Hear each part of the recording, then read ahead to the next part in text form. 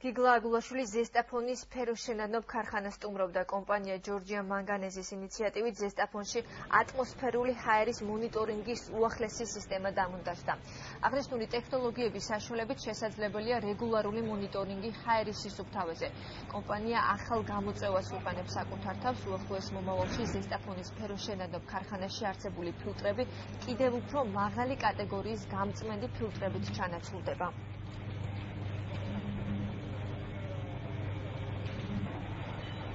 ეს ხელს შეუწყობს ნდობის გაღრმავებას, როგორც საწარმოს, ასევე მოქალაქეებს შორის.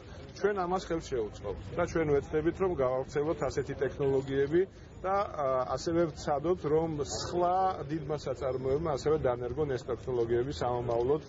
ეხლა აი ეს მონაცემები, როგორც ეს უკვე სუბიექტური არ არის, ხო, ობიექტური მონაცემებია, გვაჩვენებს, რომ ზესტაფონელებს ჯერჯერობით შეუძლიათ მშვიდად იცხოვრონ, მათი კონსტიტუციური უფლება, რომ ჯანსაღ გარემოში ცხოვრობდნენ, გარანტირებულია. საჩუქრად გადავეცით ჩვენ გრუნტის დამატენიანებელი მანქანა ქალაქ ზესტაფონის მუნიციპალიტეტს, იმედია რომ მომავალში ეს ხელს შეუწყობს ისტორიული მტვერისგან ქალაქის გარეცხვას და ჰაერი კვლავ სუფთა და გამჭვირვალე იქნება, როგორც ამ ქარხნის დაფუძნებამდე.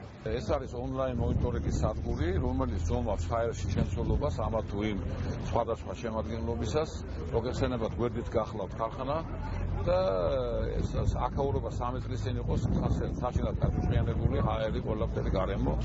ეხლა უკვე რადიკალურად შეიცვალა სიტუაცია და მუდმივი კონტროლის ქვეშ არის ჰაერის შემცველობა.